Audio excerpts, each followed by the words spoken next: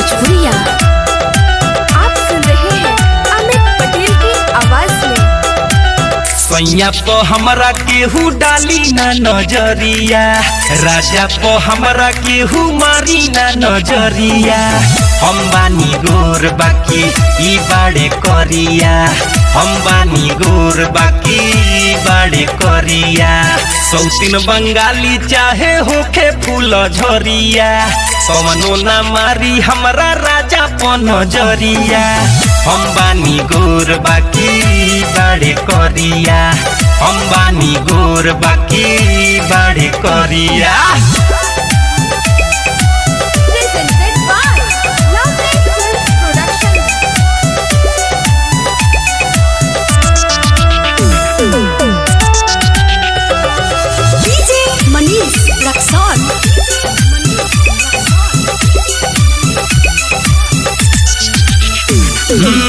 भले समोर बाड़े कोयला के खान हो, हमरा ला राजा हमर बाड़े भगवान हो।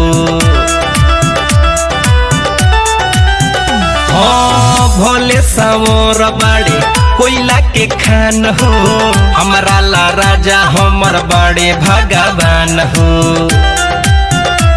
रग रग में बसल बाड़े दिल के ई भीतरिया, रग रग में बसल बाड़े दिल के ई भीतरिया। हम बानी गोर बाकी ई बाड़े करिया, हम बानी गोर बाकी ई बाड़े करिया।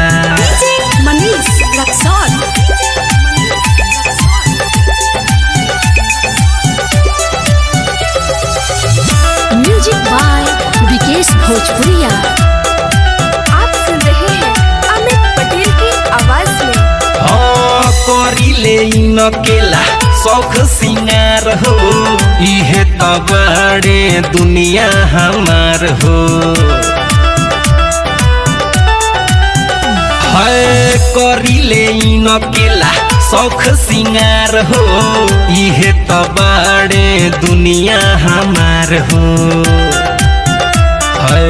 इनका ना धरे कौनो दुखावा बेमरिया, इनका ना धरे कौनो दुखावा बेमरिया।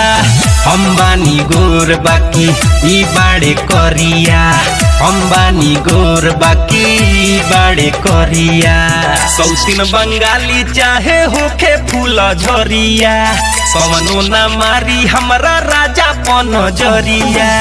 हम बानी गोर बाकी ई बाड़े करिया, हम बानी गोर बाकी ई बाड़े करिया।